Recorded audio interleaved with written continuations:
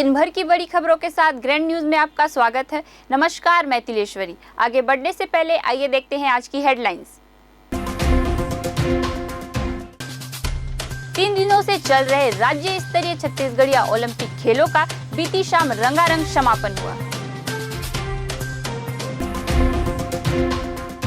मुख्यमंत्री भूपेश बघेल राजधानी के एक निजी होटल में न्यूज 24 मीडिया ग्रुप द्वारा आयोजित मंथन छत्तीसगढ़ कार्यक्रम में शामिल हुए। बस्तर आईजी ने आज बस्तर संभाग के अलग अलग जिलों में हुए नक्सल मामलों को लेकर जानकारी आंकड़ों के साथ जारी किया।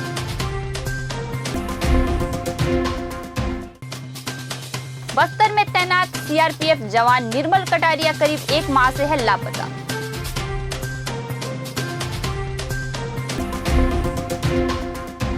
अब खबरें विस्तार से। 3 दिनों से चल रहे राज्य स्तरीय छत्तीसगढ़िया ओलंपिक खेलों का बीती शाम रंगारंग समापन हुआ। इस दौरान खेल मंत्री उमेश पटेल, युवा आयोग के अध्यक्ष जितेंद्र मुदलियार और भारतीय ओलंपिक संघ के सदस्य गुरुचरण सिंह होरा ने विजेता खिलाड़ियों को पुरस्कृत किया। इस मौके पर पारंपरिक विधाओं के खिलाड़ियों में काफी उत्साह देखने को मिला। 14 पारंपरिक खेलों में सबसे छोटी उम्र की 6 वर्षीय बालिका ने फुगड़ी और 79 वर्षीय बुजुर्ग महिला सुकारोबाई ने गेड़ी दौड़ में हिस्सा लिया। इस स्पर्धा के लिए बलबीर सिंह जुनेजा इंडोर स्टेडियम में फुगड़ी, बिल्लस, भवरा, बाटी और माधवराव सप्रे उच्चतर माध्यमिक विद्यालय में कबड्डी, छत्रपति शिवाजी महाराज आउटडोर स्टेडियम में संखली, रस्साकशी, लंगड़ी, पिट्ठूल, गेड़ी दौड़, खो खो और गिल्ली डंडा आयोजित हुआ। वहीं स्वामी विवेकानंद स्टेडियम कोटा में लंबी कूद और 100 मीटर दौड़ खेलों की स्पर्धाएं आयोजित की गई। इन खेलों के विजेता खिलाड़ियों को खेल मंत्री उमेश पटेल, युवा आयोग अध्यक्ष जितेंद्र मुदलियार और भारतीय ओलंपिक संघ सदस्य गुरुचरण सिंह होरा ने पुरस्कृत किया। इस मौके पर उमेश पटेल और गुरुचरण सिंह होरा ने कहा कि राज्य में छत्तीसगढ़िया संस्कृति को लगातार बढ़ावा दिया जा रहा है। राज्य स्तरीय स्पर्धा में प्रथम, द्वितीय और तीसरे स्थान पर आने वाले प्रतिभागियों को प्रमाण पत्र प्रदान कर उनका उत्साह बढ़ाया गया।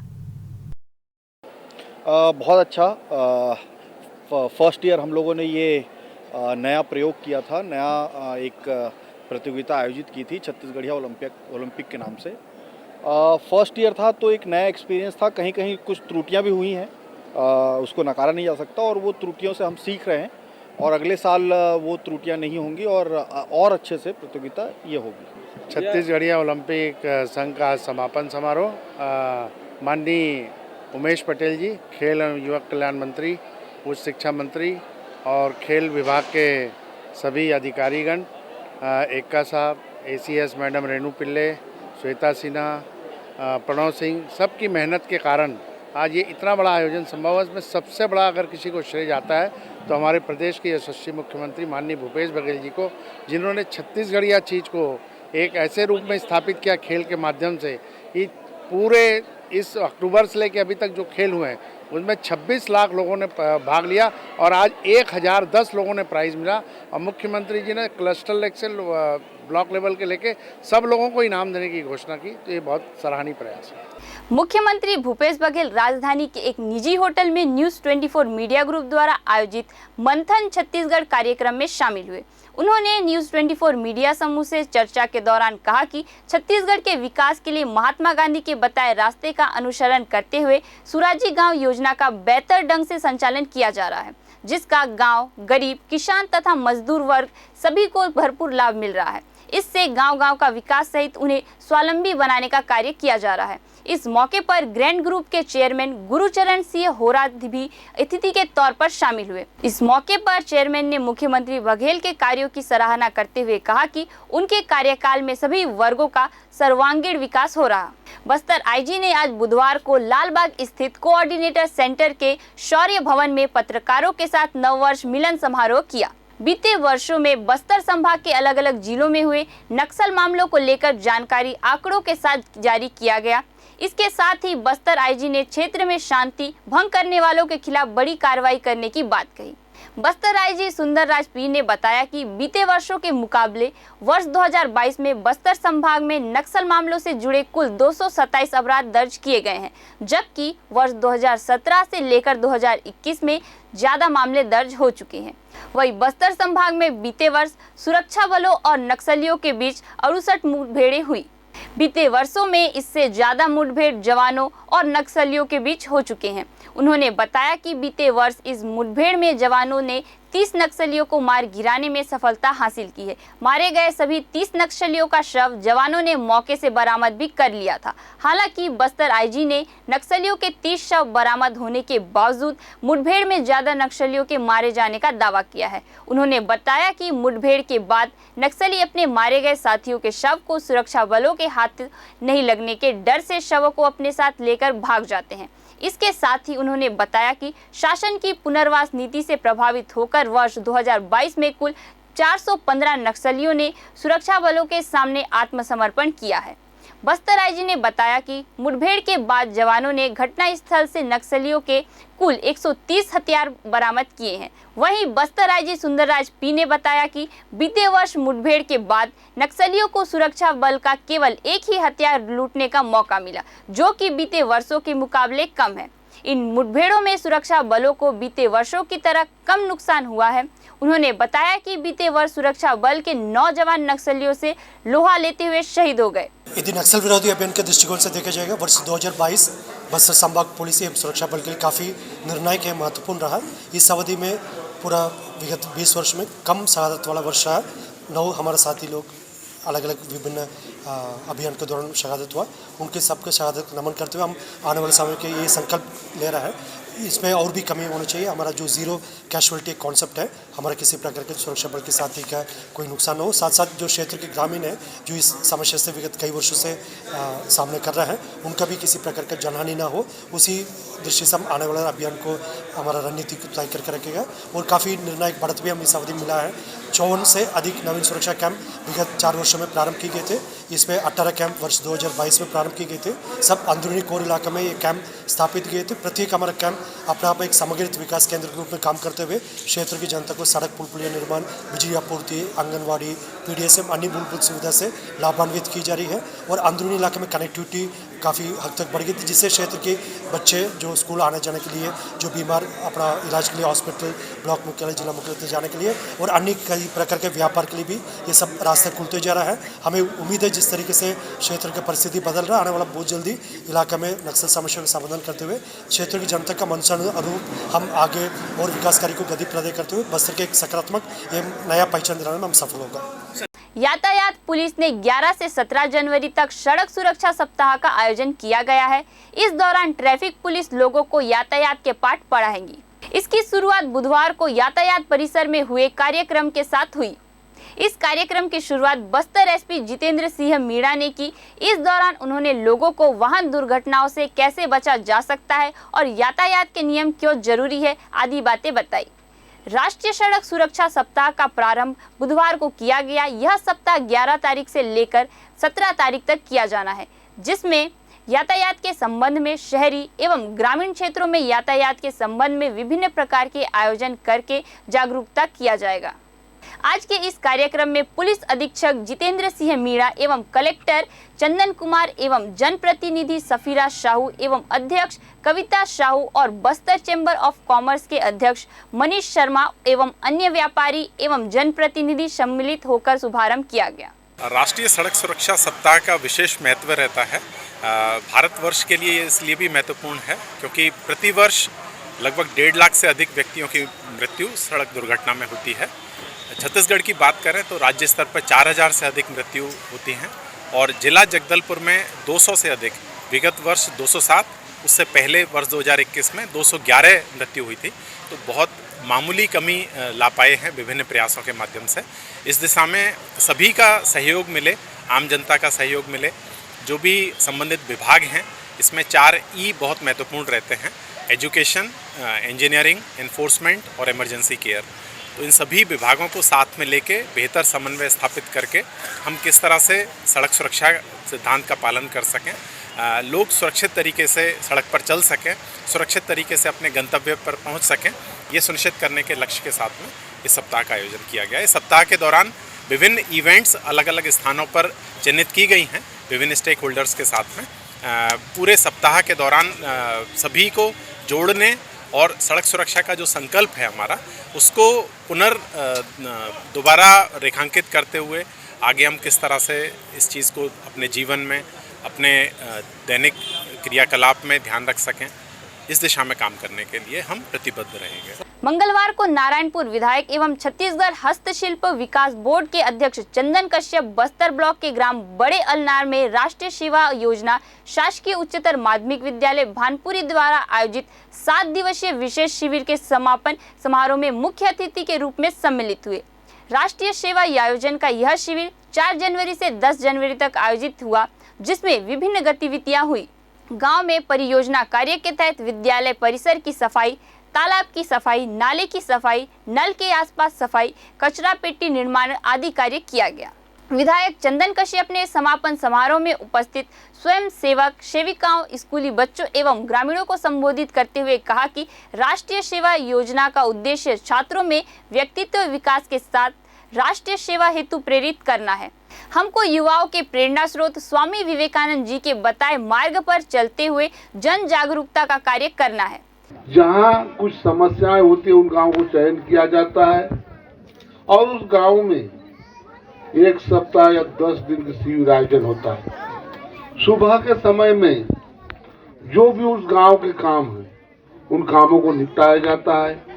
दोपहर में वाद विवाद बौद्धिक कार्यक्रम होते हैं और शाम के समय सांस्कृतिक कार्यक्रम का आयोजन होता है। आज बस्तर सांसद दीपक बैज व विधायक राजमन बेंजाम ने शासकीय higher secondary school Chitapur, Dodrepal high school Chhote Kadma, higher secondary school Pakhnar, Chhindawada के छात्राओं को निःशुल्क सरस्वती साइकिल वितरण योजना के तहत 103 साइकिलों का वितरण किया। साथ ही छात्र दुर्घटना बीमा के अंतर्गत छात्र स्वर्गीय महेश के पालक सुखदेई को 1 लाख रुपए का चेक प्रदान किया गया। तत्पश्चात हाई स्कूल चितापुर में 25 छात्र छात्राओं को जाति प्रमाण पत्र प्रदान किया गया। साथ ही चितापुर के स्कूल प्रांगण में सांसद दीपक बैज एवं विधायक राजमन बेंजाम के द्वारा वृक्षारोपण भी किया गया।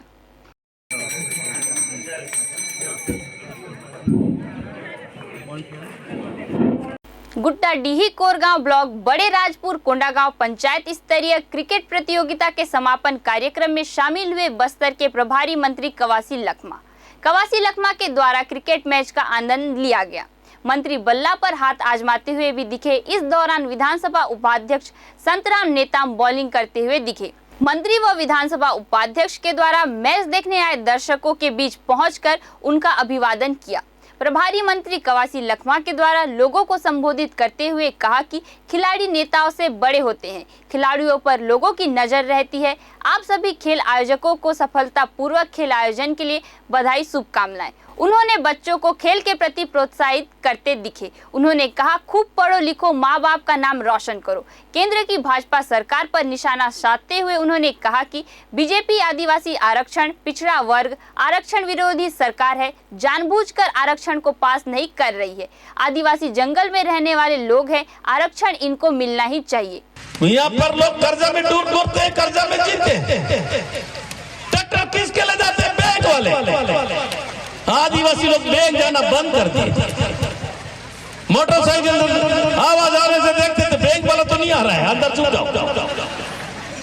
स्वर्गीय बंसीलाल सोनी के स्मृति में कन्हैया मेमोरियल के द्वारा आयोजित फुटबॉल प्रतियोगिता 2023 का आज पहला match sports club Nagarnar versus Spartan club Shivnaguda के मध्य खेला गया, जो कि 2-0 से नगरनार की टीम ने मैच जीत लिया।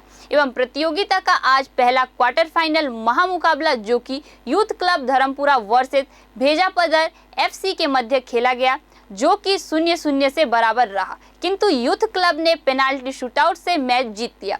Man of the match youth club Dharampura के गोली पवन को मॉर्निंग स्टार के द्वारा एक जर्सी प्रदान किया गया। क्वार्टर फाइनल मैच से लेकर फाइनल मुकाबले तक मॉर्निंग स्टार के द्वारा जिस भी खिलाड़ी के द्वारा पहला गोल किया जाएगा उस खिलाड़ी को एक जर्सी प्रदान किया जाएगा। यदि मैच ड्रॉ होने की स्थिति में पेनाल्टी शूटआउट में जिस गोली के द्वारा गोल बचाया जाएगा उसे एक जर्सी प्रदान किया जाएगा।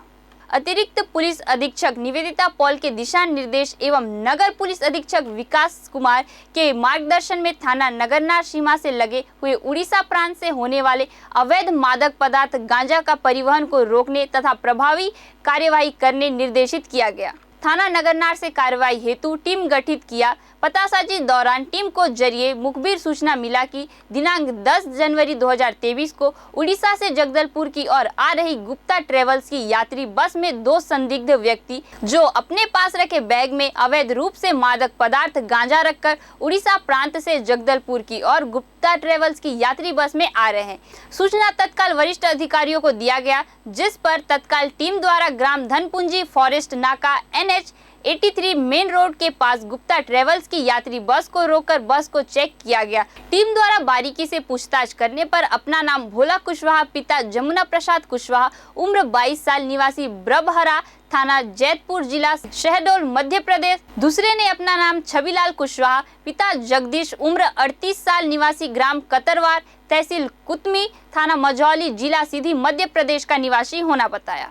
जिसके पास रखे बैग को चेक करने पर दोनों के कब्जे से अलग अलग बैग में 5-5 किलो कुल 10 किलो मादक पदार्थ गांजा, जिसकी कीमत 1 लाख रुपए को बरामद कर जब्त किया गया है। उक्त आरोपियों के विरुद्ध थाना नगरनार में NDPS एक्ट कायम कर विवेचना में लिया गया है। पुलिस अधीक्षक सदानंद कुमार के नेतृत्व में नारायणपुर जिले में नक्सल विरोधी अभियान संचालित किया जा रहा है। वहीं दूसरी ओर बुनियादी पुलिसिंग एवं कल्याणकारी कार्यों पर भी कार्य किया जा रहा है। इसी तारतम्य में आज पुलिस अधीक्षक सदानंद कुमार एवं कलेक्टर अजित बंसल के द्वारा रक्षित केंद्र नारायणपुर में क्षेत्र के विद्यार्थियों एवं बच्चों के शिक्षण एवं कंप्यूटर प्रशिक्षण को ध्यान में रखते हुए शहीद मूलचंद कंवर कंप्यूटर प्रशिक्षण एवं लाइब्रेरी का उद्घाटन किया गया। उक्त लाइब्रेरी में प्रतियोगिता, साहित्य, मनोरंजन, महापुरुषों की जीवनी से संबंधित साहित्य हिंदी एवं अंग्रेजी भाषा में उपलब्ध है। इसके अतिरिक्त निःशुल्क कंप्यूटर की भी प्रशिक्षण दिया जाएगा। साथ ही पुलिस अधीक्षक एवं कलेक्टर के द्वारा यातायात सड़क सुरक्षा 2023 का शुभारंभ रक्षित केंद्र के संदेश रथ को हरी झंडी दिखाकर शहर में रवाना किया गया। उक्त संदेश रथ प्रतिदिन शहर के प्रमुख चौक चौराहों, बाजार एवं ग्रामीण क्षेत्रों में जाकर यातायात के संबंध में जन जागरूकता, जिसमें यातायात से संबंधित जानकारी, मोटरयान अधिनियम एवं अन्य कानूनी प्रावधान, क्षेत्र के दुर्घटना एवं दुर्घटना से बचाव आदि का प्रचार प्रसार किया जाएगा। उक्त कार्यक्रम में अतिरिक्त पुलिस अधीक्षक पुष्कर शर्मा, अतिरिक्त पुलिस अधीक्षक हेमसागर सिदार, SDOP नारायणपुर लोकेश बंसल, उप पुलिस अधीक्षक उन्नति ठाकुर, अनिल कुर्वे, विनय साहू, रक्षित निरीक्षक दीपक साव, निरीक्षक तोपसिया नवरंग सहित जिले के पुलिस अधिकारी, जवान, युवा एवं छात्र छात्राएं उपस्थित थे। आज नारायणपुर जिले में पुलिस अधीक्षक श्री सदानंद कुमार एवं जिला कलेक्टर श्री अजीत वसंत सर के द्वारा जो है रक्षित केंद्र नारायणपुर में शहीद मूलचंद कंवर लाइब्रेरी एवं कंप्यूटर प्रशिक्षण संस्थान का जो है आज उद्घाटन किया गया है। और इस लाइब्रेरी और कंप्यूटर प्रशिक्षण संस्थान में जो है साहित्य प्रतियोगिता एवं मनोरंजन से संबंधित और महापुरुषों के जीवनी से संबंधित हिंदी एवं अंग्रेजी माध्यम में जो है पुस्तकें उपलब्ध हैं। और इसमें जो है क्षेत्र के जो लोग हैं वो निःशुल्क तौर पर जो है यहाँ आकर जो है अध्ययन अध्यापन कर सकते हैं। इसके अलावा कंप्यूटर के संबंध में प्रशिक्षण भी प्राप्त कर सकते हैं। इसके अतिरिक्त आज रक्षित केंद्र में जो है पुलिस अधीक्षक एवं जिला कलेक्टर महोदय के द्वारा जो है सड़क सुरक्षा यातायात जागरूकता सप्ताह के अंतर्गत जो है एक यातायात जागरूकता रथ का जो है हरी झंडी दिखाकर रवाना किया गया है। उक्त जागरूकता रथ जो है जिले के अलग शहर और ग्रामीण क्षेत्रों में जाकर जो है सड़क सुरक्षा के संबंध में जानकारी, इसके अतिरिक्त जो कानूनी प्रावधान है इनके संबंध में भी जानकारी दिया जाएगा। क्षेत्र में होने वाली सड़क दुर्घटनाओं की जानकारी और उनके बचाव के संबंध में जो है शहर और ग्रामीण क्षेत्रों में जो है उनके द्वारा जागरूकता संचालन किया जाएगा। बस्तर में तैनात CRPF जवान निर्मल कटारिया करीब 1 माह से लापता है। उसकी गुमशुदगी को लेकर पत्नी ने जगदलपुर के बोधघाट थाने में FIR भी दर्ज करवाई है, लेकिन उसका कुछ भी पता नहीं चल सका है। लापता जवान की तलाश के लिए उसकी पत्नी हिना कटारिया अपने 4 साल के बच्चे को लेकर जगह जगह घूम रही है। अब लोगों के सामने वह आर्थिक मदद मांगने को भी मजबूर है। पत्नी ने थाने में दर्ज कराई है गुमशुदगी। जानकारी के मुताबिक मध्य प्रदेश के रतलाम निवासी निर्मल कटारिया सीआरपीएफ 80वीं बटालियन के जवान हैं और जगदलपुर में नक्सल मोर्चे पर तैनात थे। पिछले महीने निर्मल अचानक लापता हो गए। इसके बाद उनकी पत्नी हिना ने गुमशुदगी दर्ज कराई है। जवान के लापता होने के बाद हिना और उनका 4 साल का बेटा आर्थिक तंगी से जूझ रहे हैं। हालत यहां तक हो गई कि उनके पास खाने तक के लिए पैसे नहीं हैं। मंगलवार शाम हिना ने लोगों से आर्थिक मदद की गुहार लगाई है। देर शाम पत्नी की ओर से सोशल मीडिया पर मैसेज जारी किया गया। इसमें उनके पेटीएम नंबर पर इच्छा के अनुरूप सहयोग करने की अपील लिखी हुई है। वहीं दूसरी ओर लापता जवान निर्मल के संबंध में बोधघाट पुलिस का कहना है कि उसको ढूंढने के लिए हर संभव प्रयास किया जा रहा है। जल्द ही जवान को ढूंढकर लाया जाएगा। बताया जा रहा है कि घर पर आने के कुछ घंटों के बाद दोबारा जवान लापता हो गया। अफसरों का कहना है कि जवान पारिवारिक कारणों से मानसिक तनाव में है। वह बार बार क्यों चला जाता है, पूछताछ के बाद ही पता चल सकेगा। मेरे पति निर्मल कटारिया जो कि सीआरपीएफ 80 बटालियन में पदस्थ हैं और वो 3 दिसंबर से लापता हैं। उनको फीवर था बहुत ज़्यादा। उसके बाद मैंने उनका 1 महीने रायपुर में ट्रीटमेंट करवाया रामकृष्ण हॉस्पिटल में और फिर वहाँ से आने के बाद 8 अगस्त से ये ज्वाइनिंग नहीं कर पाए ड्यूटी। मैं आईजी साहब के पास गई, उसके बाद से ही थोड़ा एक्शन में है पुलिस। उसके पहले बिल्कुल कुछ नहीं था सर, क्योंकि सर मैं बच्चे के साथ हूँ, मैं कहीं कुछ काम नहीं कर सकती हूँ। मैं उसके पहले भी कहीं काम की तलाश करने गई, लेकिन बच्चे को देख के मुझे किसी ने काम नहीं दिया। सर 2011 से हैं। पहले कहाँ थी? कश्मीर पुलवामा। यहाँ कितने साल हो गए आप लोगों को? यहाँ 1.5 साल हो गया है सर। इसमें मेरे जेठ और मेरे ससुर जी मेन हैं, क्योंकि वो लोग चाह ही नहीं रहे हम साथ में रहें। और 3 दिसंबर को जब वो निकले, उसके पहले मेरे जेठ से उन्होंने बात की थी और मुझे यही है कि वो वहीं पर ही हैं, उसी एरिया में कहीं, मतलब उनके रिश्तेदारी में या मेरे सास ससुर के यहाँ वहाँ पर हैं। आपने कोशिश नहीं करी ससुराल पक्ष की तरफ में बात करने की? अगर मैं बात करती हूँ सर, उन्हें फ़ोन लगाती हूँ तो वो छूट गालियाँ ही देते। और ऐसे इंसान से सर मैं कोई बात नहीं करना चाहती हूँ, ऐसे परिवार से। ग्रैंड न्यूज़ में आज के लिए बस इतना ही। आपसे फिर मुलाकात होगी नई ताज़ा तरीन खबरों के साथ। तब तक के लिए हमें दीजिए इजाज़त। नमस्कार।